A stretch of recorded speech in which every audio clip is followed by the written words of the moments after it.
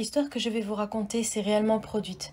Quand j'étais petite, mon père me racontait des histoires de fantômes car comme lui, j'étais déjà passionnée par le paranormal.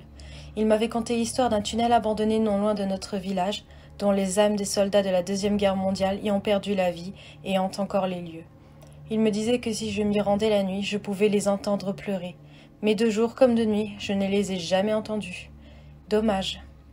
J'ai fini par comprendre que ces histoires n'étaient pas vraiment réelles, mais j'étais heureuse de partager des moments avec lui à discuter de paranormal. Un jour, je rentrais de l'école et comme d'habitude, à l'heure du repas, nous avons parlé de choses inexplicables. Mais cette fois-ci, il m'a juré que tout était vrai.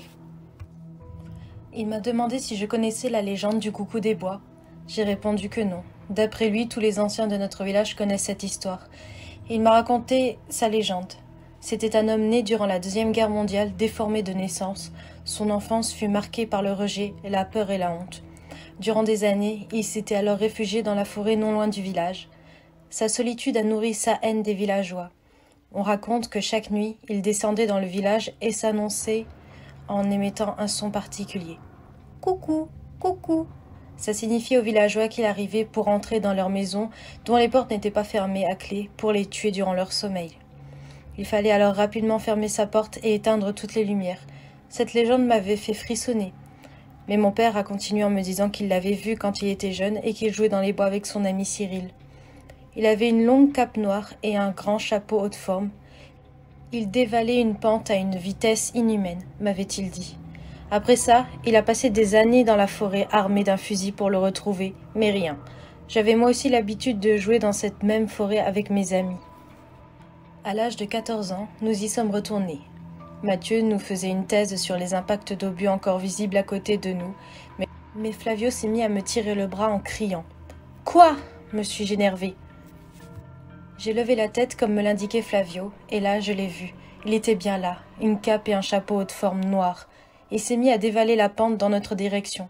Nous avons couru le plus vite possible en évitant les branches d'arbres au passage. J'ai eu l'audace de me retourner à 2 reprises. Il approchait, et je le reconnaissais. C'était lui. La forêt menait sur un champ non loin de la route. Quand nous l'avons atteint, je me suis stoppée net et j'ai regardé en arrière. Quelque chose était bien là, sorti du bois. Un jogger, t-shirt blanc et short bleu. Il nous a salués sans s'arrêter. Mes amis étaient soulagés, mais pas moi. J'étais sûre de ce que j'avais vu. Un jogger n'aurait eu aucune raison de nous pourchasser. J'ai raconté cette histoire à mon père. Bien sûr, lui m'a cru. Et comme lui, j'ai fini par me rendre tous les week-ends dans la forêt à sa recherche. Il y avait toujours une maison blanche abandonnée dans les bois. Je me suis dit qu'il habitait peut-être là-bas. Je l'avais déjà explorée à l'extérieur, car elle avait des fenêtres, pas d'étage et pas de porte. Je me suis rendue où elle était placée, mais elle avait disparu. La maison n'était plus là, comme par hasard après que j'ai croisé ce monstre. Je continue de penser à cette chose et à cette histoire, car même si aujourd'hui je suis adulte, j'entends encore ces pas résonner, courir derrière moi pour me rattraper.